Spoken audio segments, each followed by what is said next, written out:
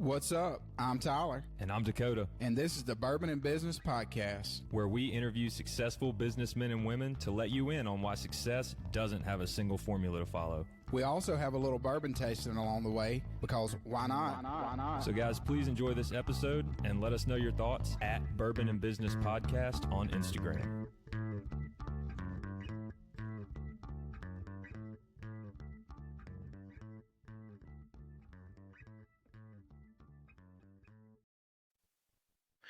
Coming to you from the Bourbon and Business Studio here in the AC Hotel in Ridgeland, Mississippi. I'm Tyler. And I'm Dakota. And this is the Bourbon and Business Podcast. How you doing this morning, Dakota? I'm great, Tyler. How are you?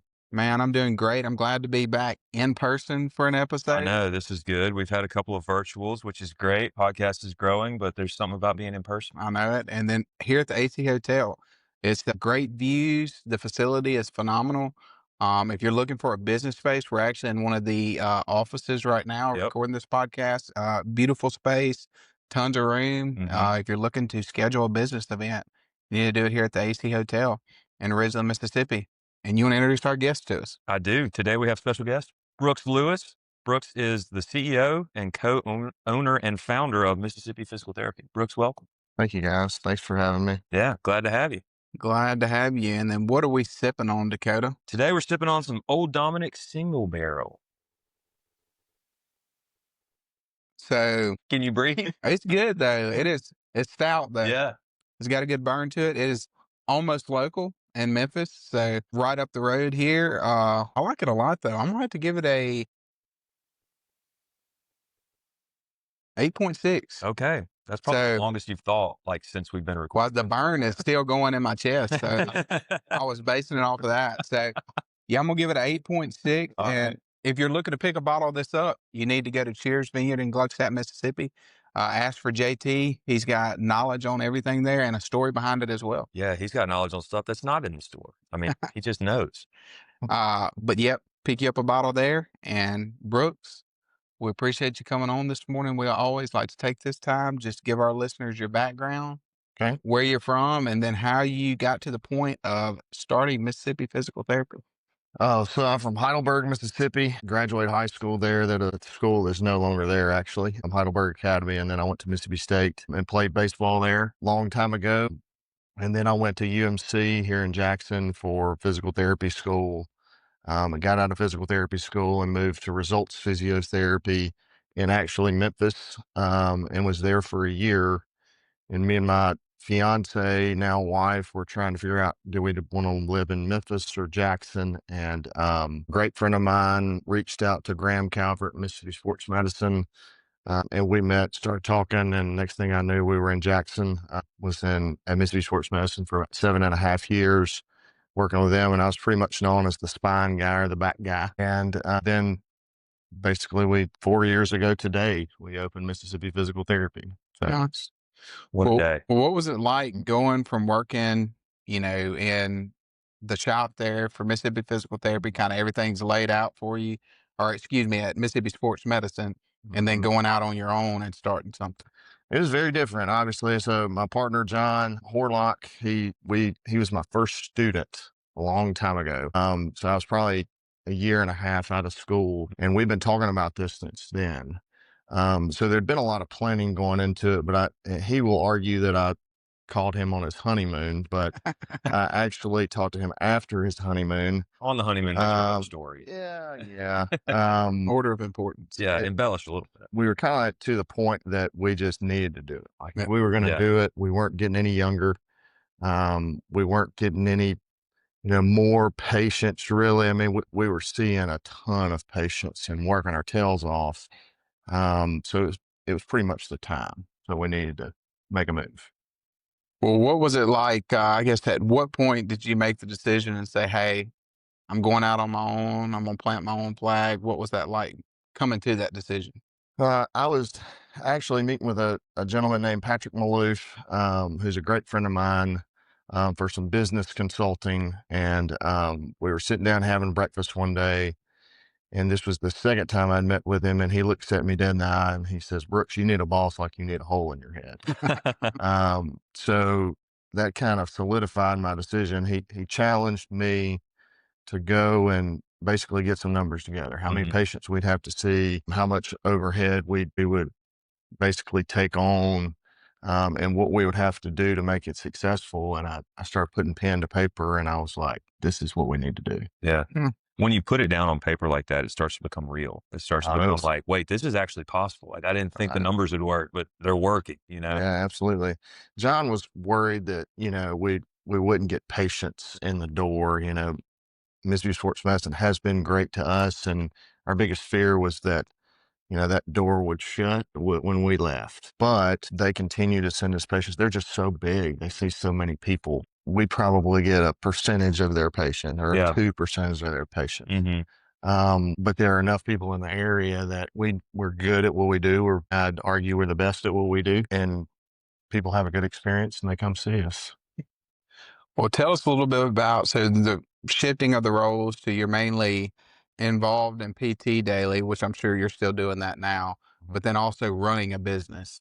So we still treat patients, John and I both, 4 days a week. We take Wednesdays off, and he's more of the operations guy. So what goes on inside the business on a day-to-day basis, I'm kind of the CEO of what is outside. So marketing, where are we going next? And that juggling that between treating 12, 15 patients a day, it can be kind of tough, but we've got great people on our staff, a great assistant that handles a lot of the things that we just don't need to handle anymore, from payroll to anything QuickBooks to HR to whatever.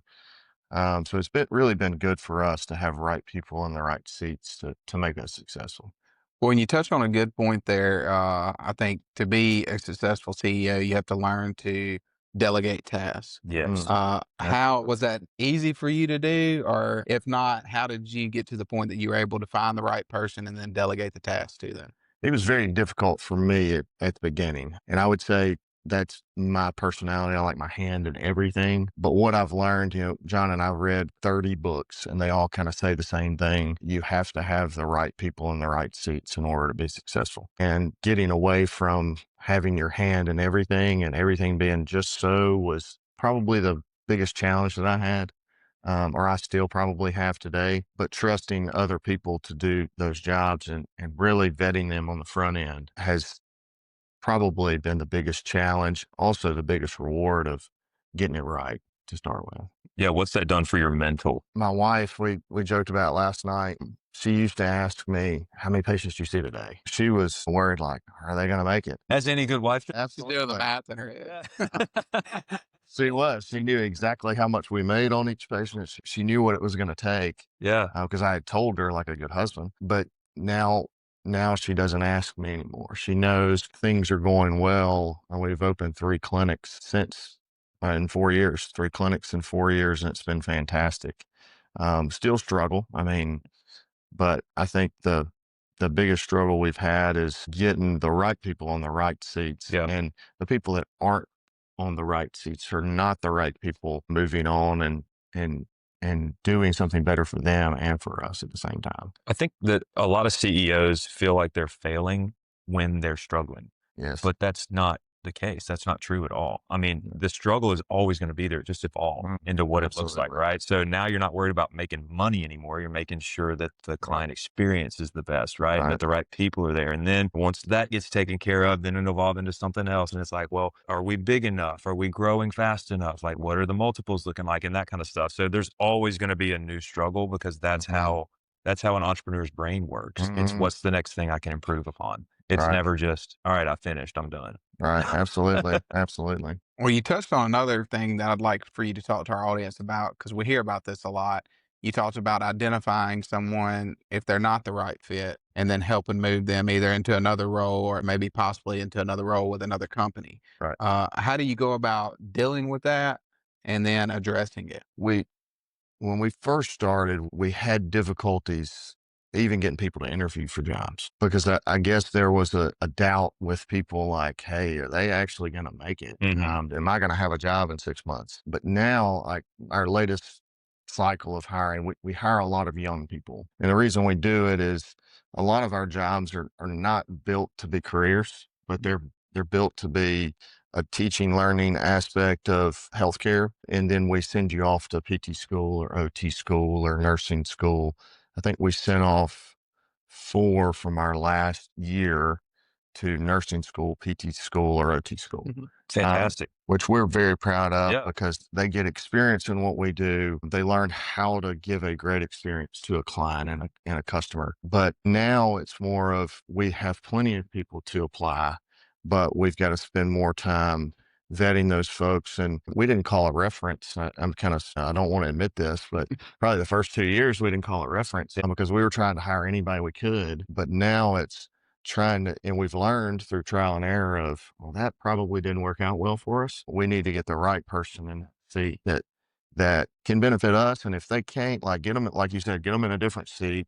And if it be for a different company, that's better for them and it's better for us too. So that I would agree with you there. There's one of two options if it doesn't work out. Yeah. And I think in a leadership role, when you are, basically mentoring someone and especially when they're at a young age, I think being honest with them, obviously there's a way to handle it, to be honest with them, but For sure. being honest with them helps them in the long run. They don't stay in a position long term that's detrimental to them. Right. They're able to say, hey, at a young age, I need to pivot here. I need to find something else. This is not working. Right. And it puts them in the role that they need to be in. Now, most of the time, that conversation is not fun. They're, a lot of times blindsided by it, but, Hey. they need to be had. And I would challenge someone listening to this, if someone's going to have that conversation with you, maybe take the conversation and say, okay, what can I do different? And it may just be something as simple as the position you're in is not meant for you. There's something out there that's better, suits your abilities, and roll with that. I think instead of taking it as a personal attack and that person's an idiot, which could be, a person could be. It's possible. It's possible. So, they're out there. But I think it's always about how you, on the employer side, handle that conversation. And then on the employee side, how you take feedback. And how you frame it. Like, I mean, if you frame it as this person is against me, then it's going to be a negative conversation no matter what. Right. If you frame it as they actually have my best interest in mind and you take that, it can be a stepping stone. I mean, there's countless stories of founders and successful businessmen and women out there who have taken a setback like that and been like, you know what, that was constructive feedback. They actually told me that I did not need to be in a healthcare role or this or that. And then they go to sales or something else and it fits their personality better. And so they just, whereas they could have been a doctor who, was super angry and not great with patients their entire life. And that's not anything that anybody wants really, even though they might've been great at it, but now they're thriving in something else. Maybe they're an attorney or a sales role or something like that. And they're actually doing well. Yeah. Or even look at the story of Michael Jordan. He gets cut whatever year in high school from his basketball team. Now he's the greatest basketball player of all time. And I know some people want to argue that, but anyways, greatest basketball player of all time got cut, but he took that experience and he said, okay, what can I do? And he, worked his tail off. Like 5 inches the next summer. Yep. That helps too. Yeah. That helps as well. But anyways, well, you spoke on another thing, books. You said y'all read about 30 books. Our listeners love to hear, what books are you reading and what information are you gathering from us? Right now I'm reading a book called Outlive. Have y'all read that? I've heard of it. It's Peter Attia, and it's very, very good. So we've done a great job in healthcare of increasing life expectancy. Yep. But he talks about the last 10 years of life is not a great quality of life. So he's talking about how do we match those up to increase the quality of life, to match the expectancy of life.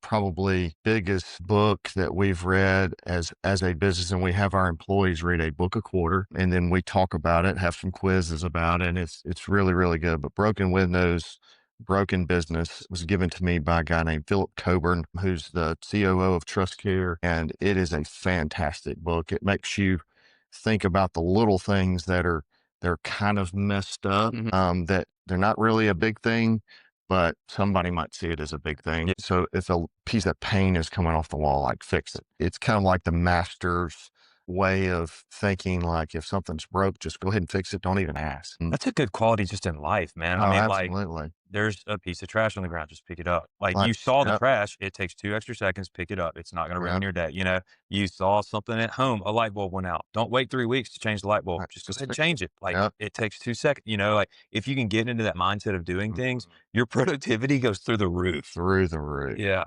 My wife would say my ADD kind of takes control, and I'll get off the task and Yeah. and onto something else. Yeah. But it's those little things I think in life that if you just go ahead and do it, who else is going to do it? Yeah. Exactly. Like, and that's what we want Take ownership. all of our employees to kind of think about is, hey, there's an opportunity here for me to do something, whether it's clean a toilet, whether it's restock the paper towels, Mhm. Mhm. just go ahead and do it. But you don't have to be asked to do that.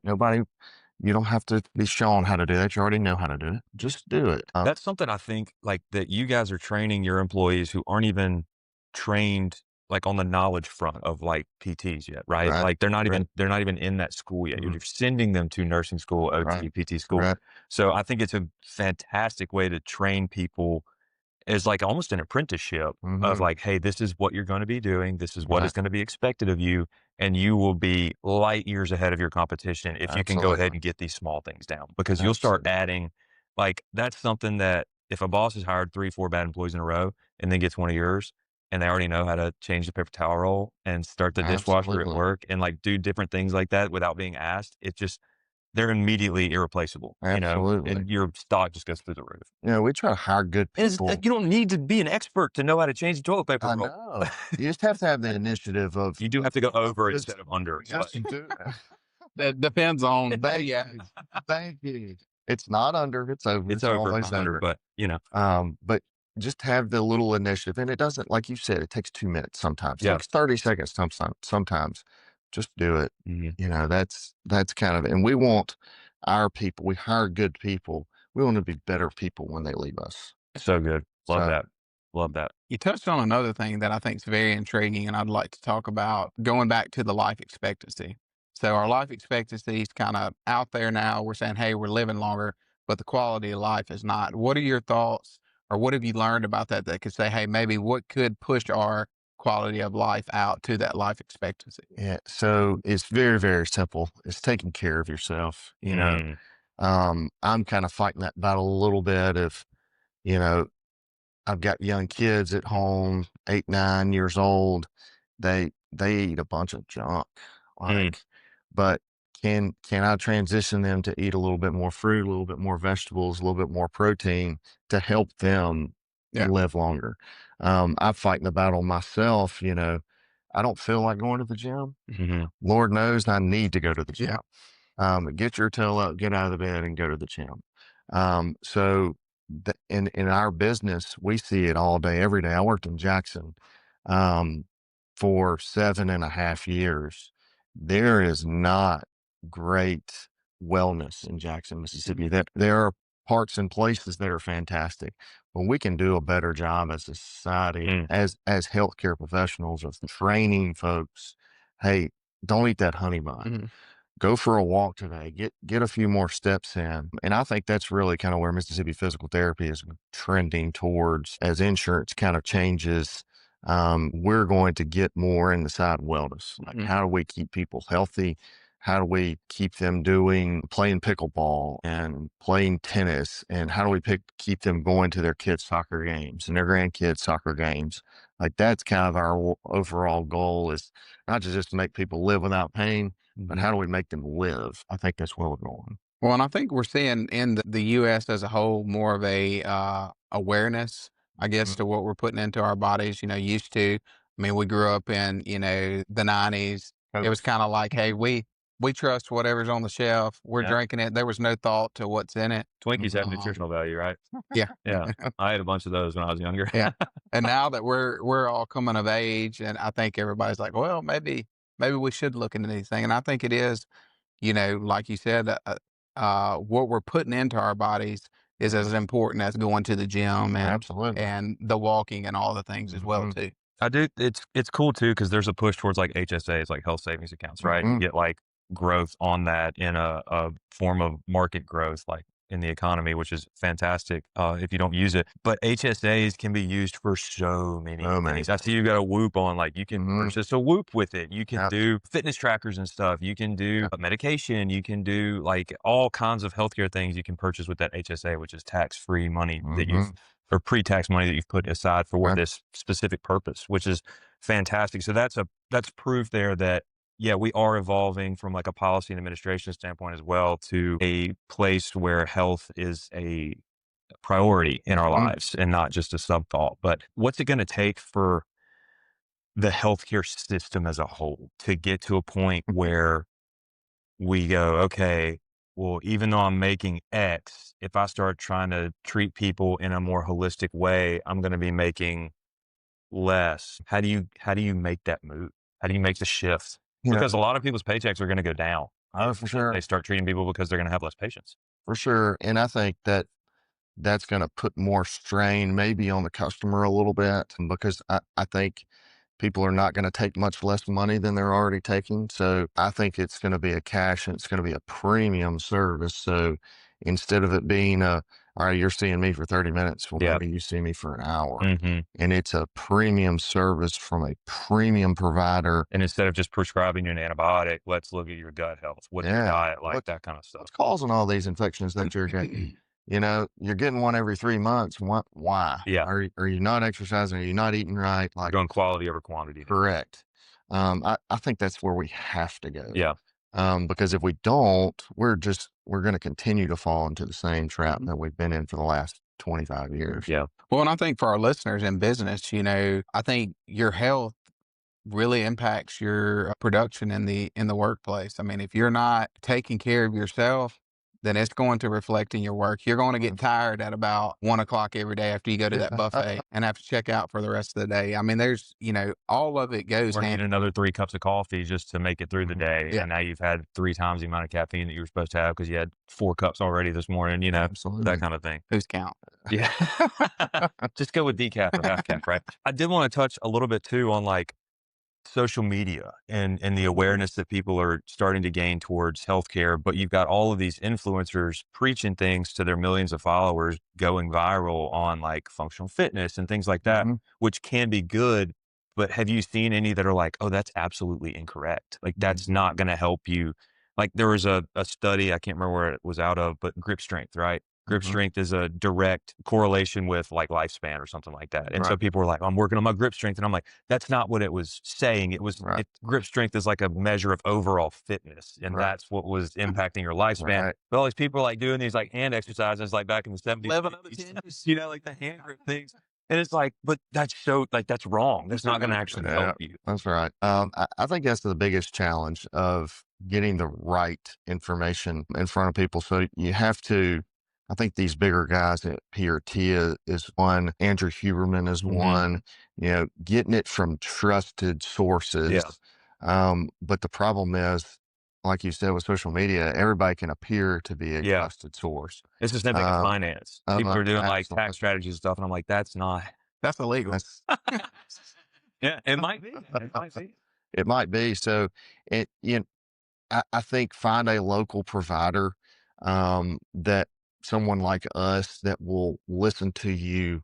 I mean, that's the biggest thing we do is we listen to our clients and try to figure out what's causing the problem. I think if you get a local team, you can always go back from this social media stuff and verify it. What do you think about this? I saw something yesterday that 90% of the things in medical textbooks was wrong. And I'm like, what? Where did you pull that from? That was off Andrew Huberman. I was like, oh my goodness. And he's one of the guys that I feel like I can trust. Jeez. So I think we're in kind of a interesting place. The things we know, what do we know? We know that diet and exercise can be great for you.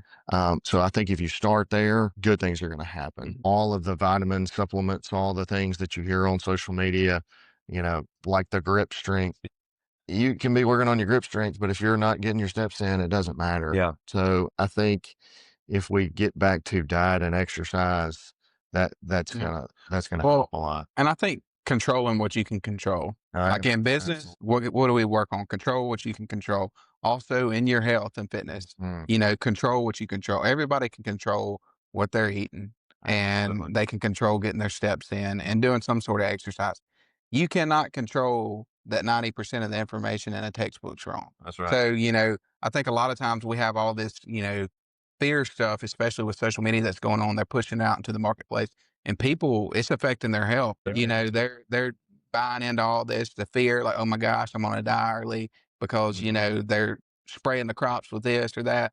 Well, those are things you cannot control. But if you could focus on making these small tweaks in your life, that could cause you to live longer. Outside of that, Absolutely. you're just What's an you're extra wasting year brain worth cells. to you? If we could quantify small changes to actual lifespan increases, some can be, but like, hey, get 10,000 steps a day and it could add X amount of years to your life. I think you would see a significant increase in people doing it. But the problem is it's such a long game that they can't quantify it. And so if you can't see it, you can't.